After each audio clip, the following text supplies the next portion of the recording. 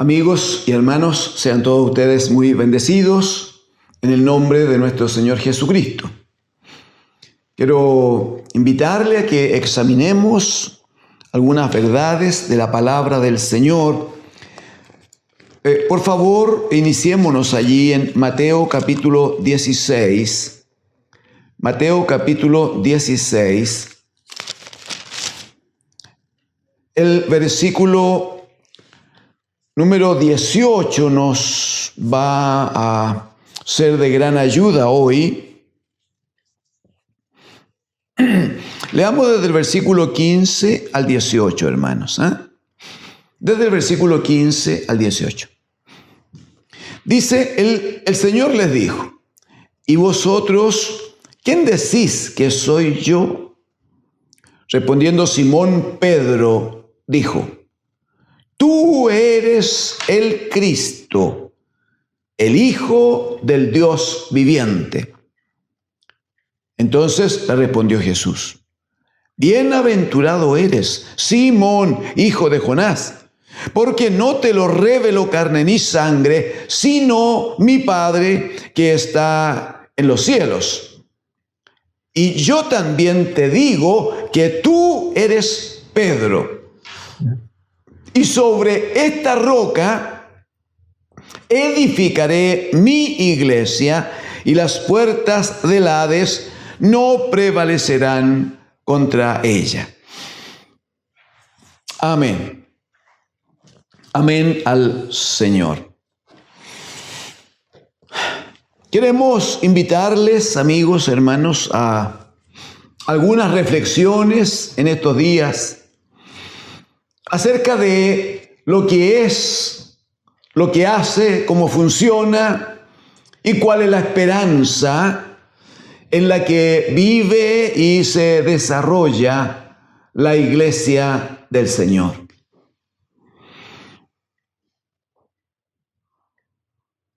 Claramente, cuando hablamos de la iglesia del Señor, nunca la iglesia del Señor es un edificio, jamás lo es.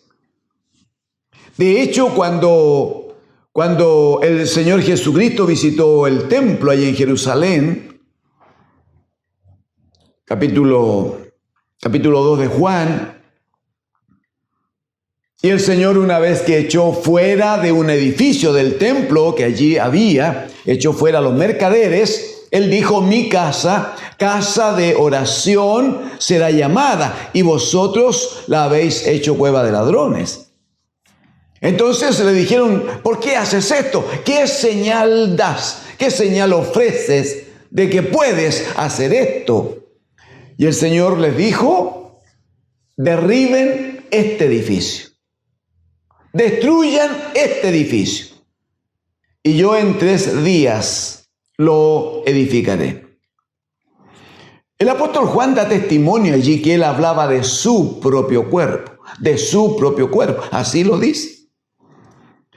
Haciendo notar claramente, enseñándonos que el lugar físico tiene un sentido, es una figura de lo que Dios el Padre estaba esperando que se cumpliese plenamente en Cristo, el bendito Hijo de Dios. Hablando del cuerpo de Cristo, el apóstol Pablo dice a los colosenses en el capítulo 2 que en Él habita, hablando de Cristo el Señor, dice, en Él habita corporalmente toda la plenitud de la deidad. Cuando dice corporalmente, está diciendo que en el cuerpo de Cristo habita toda la plenitud de la deidad. Y Efesios en el capítulo 1, versículos 22, 23, va a decir que Dios el Padre, al levantar a Jesús de entre los muertos, dice que lo ha puesto al Cristo de Dios, lo ha puesto por cabeza sobre todas las cosas, sobre la iglesia, la cual dice es su cuerpo, la plenitud de aquel que todo lo llena en todo. Significa entonces que cuando el Señor Jesucristo le dice a Simón Pedro en Mateo 16, lo que hoy hemos leído, el Señor le dice a Simón Pedro: sobre esta roca edificaré mi iglesia. Nunca habló de una estructura física, nunca lo hizo. Como también nunca dijo el Señor que la roca sobre la que él iba a construir su iglesia era Simón Pedro. Por varias razones no, porque si el Señor hubiese edificado su iglesia sobre Pedro, cuando Pedro muere, entonces desaparece la iglesia del Señor. Una iglesia sin cimientos. Jesucristo dice en el capítulo 7 de Mateo, al terminar el sermón de la montaña, dice que solo un hombre necio edificaría una casa sin fundamento. Solo un hombre necio. Porque dice que si viene la lluvia, viene el río, viene el viento y da con fuerza contra la casa cae y es grande su ruina, dice. Entonces imagínese usted la iglesia de Dios edificada sobre un hombre. El hombre muere, el hombre se acaba. ¿Y qué pasa con la iglesia? Absolutamente no. A eso agregamos que el Señor trata con Simón Pedro y le dice, cuando responde Simón Pedro, ya hablaremos brevemente de eso, pero el Señor Jesús le dice: tú eres Pedro, o tú eres Petros, que significa piedra pequeña. Tú eres Petros, tú eres una piedra, le dice. Y luego agrega: sobre esta Petra, sobre esta roca, aleluya, edificaré mi iglesia. ¿Cuál es la roca a que Jesucristo hacía referencia? Bueno, es la declaración del mismo Simón recientemente, cuando el Señor les pregunta: ¿qué opinan ustedes de mí? ¿Qué dicen ustedes de mí? Seguramente ante el silencio que se produce, ante esas miradas inquisitivas de uno respecto del otro, ante esa falta de ante esa falta de una declaración adecuada, surge la voz de Simón Pedro diciendo: tú eres el Cristo, el Hijo del Dios viviente. La respuesta del Señor es simplemente preciosa. Y le dice: bienaventurado eres, Simón. Mateo capítulo 16, versículo 17. Le dice: bienaventurado eres, Simón, hijo de Jonás, porque no te lo reveló carne ni sangre, sino te lo reveló mi Padre que está en los cielos.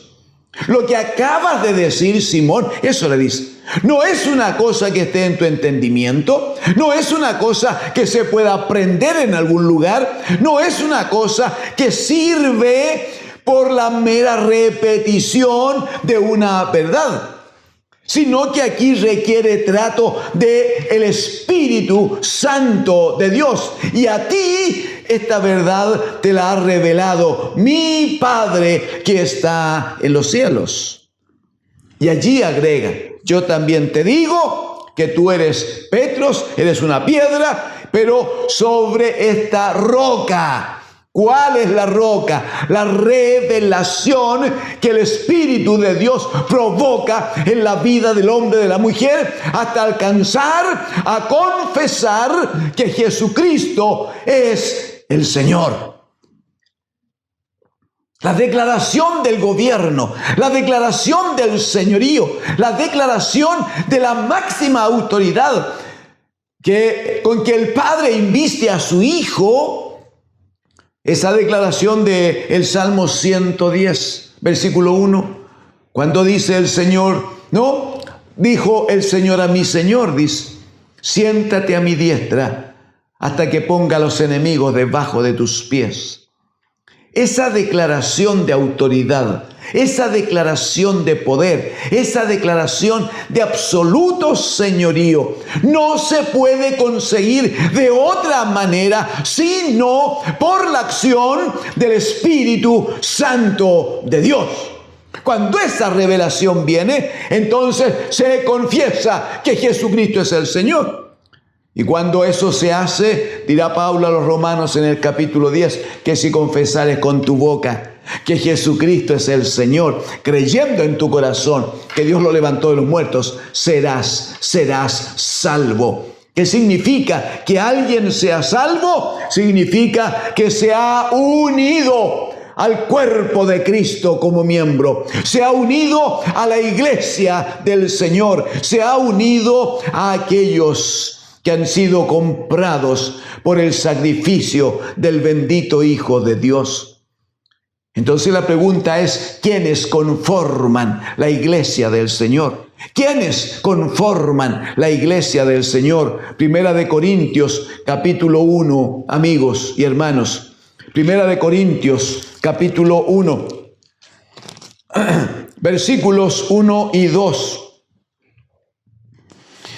Dice en el versículo 1, el apóstol Pablo dice, llamado a ser apóstol de Jesucristo por la voluntad de Dios. Y el hermano Sóstenes, verso 2, a la iglesia de Dios que está en Corinto, a la iglesia de Dios que está en Corinto. Dice, a los santificados en Cristo Jesús, llamados a ser santos, dice, con todos los que en cualquier lugar invocan el nombre de nuestro Señor Jesucristo, Señor de ellos y nuestro, dice el apóstol.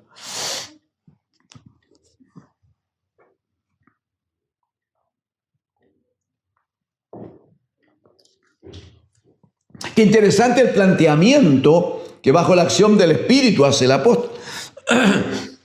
Él declara que le está escribiendo a la iglesia de Dios, pero claramente dice que es la iglesia de Dios que ocupa un lugar geográfico puntual, a la iglesia de Dios que está en Corinto, dice. ¿Por qué? ¿Significa que hay iglesia de Dios en otros lugares? Bueno, va a decir enseguida que une la iglesia de Dios que está en Corinto. Vamos a saltarnos algo primero. Dice que relaciona a la iglesia de Dios que está en Corinto. Dice, con todos los que en cualquier lugar invocan el nombre de nuestro Señor Jesucristo. Invocan el nombre de nuestro Señor Jesucristo como Señor de ellos y nuestro, dirá el apóstol. Entonces la pregunta es, ¿quiénes conforman la iglesia del Señor? Y la respuesta es, la iglesia del Señor está conformada por todos aquellos que en cualquier lugar, bajo la acción del Espíritu Santo, han podido confesar con fe que Jesucristo es el Señor sobre sus vidas. Es el Señor sobre su persona, es el Señor sobre su casa, es el Señor sobre los hijos, es el Señor sobre su actividad comercial, profesional, es el Señor sobre la reunión de santos que se llama iglesia. Él es el Señor. Él es el gobierno, es la plena, absoluta y máxima autoridad. Pero además dice que estos que confiesan que Jesucristo es el Señor, dice que estos son llamados a ser santos, llamados a ser santos. Y así define a los de Corinto como santificados en Cristo Jesús. ¿Por qué son santificados? ¿Porque se portan muy bien? ¿Porque han hecho alguna prueba especial, algún sacrificio especial? ¿Por qué son santificados? Aquí en el capítulo 1 y en el versículo 30, va a decir el apóstol bajo el Espíritu del Señor. Mas por Él, hablando de Dios el Padre, mas por Él estáis vosotros en Cristo. Mas por Él estáis vosotros en Cristo. El cual, Cristo, el cual nos ha sido hecho por Dios. ¿Qué nos ha sido hecho? Sabiduría, justificación, santificación y redención.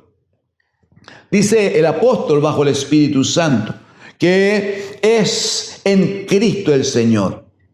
Es bajo ese entendimiento, bajo esa convicción que Jesucristo es el Señor, que Dios el Padre con poder le levantó de entre los muertos y le ha sentado a su diestra sobre todo principado y autoridad y poder y señorío y sobre todo nombre que se nombra no solo en este siglo, también en los tiempos venideros.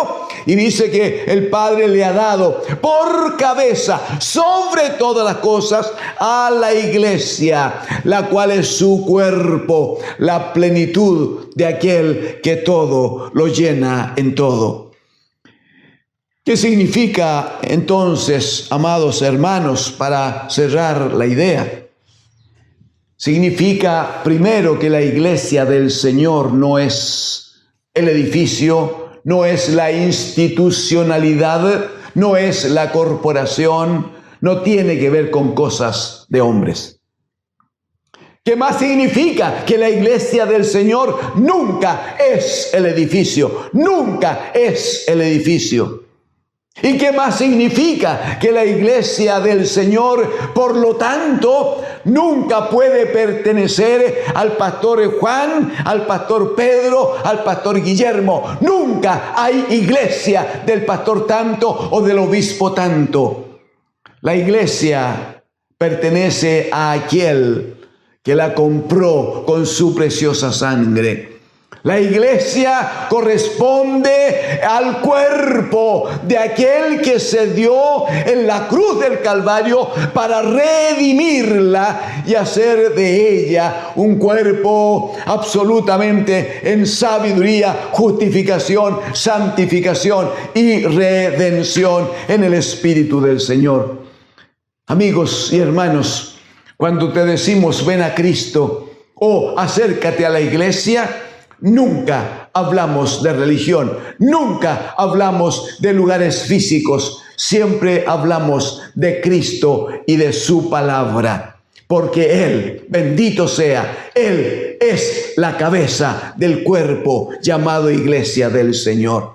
Y esta iglesia tiene como principal sentido, principal función, especialmente cuando se reúne. Pero no solo cuando todos los hermanos están juntos, también cuando cada miembro de la iglesia, que constituye una pequeña iglesia en sí, cuando cada miembro de la iglesia, en el lugar en que se encuentra, por su boca proclama constantemente que Jesucristo es su Señor. Hermosamente, si se unen dos, se unen tres, se unen cuatro, están dando el sentido y el crecimiento al edificio, a la iglesia del Señor, donde Él habita por su Espíritu Santo. Amigos y hermanos, les invitamos a que deseche toda idea temporal, deseche toda participación humana en la iglesia del Señor, reconozca que la iglesia es edificada por Jesucristo el Señor. Él es el que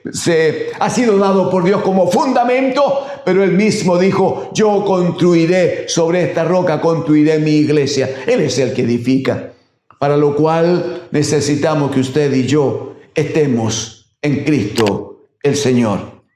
Si usted ya conoce, permanezca en Cristo. Si usted no le conocía, venga a Cristo. Solo en Él hay salvación y vida eterna. Que Dios, el Señor, les bendiga. Amén.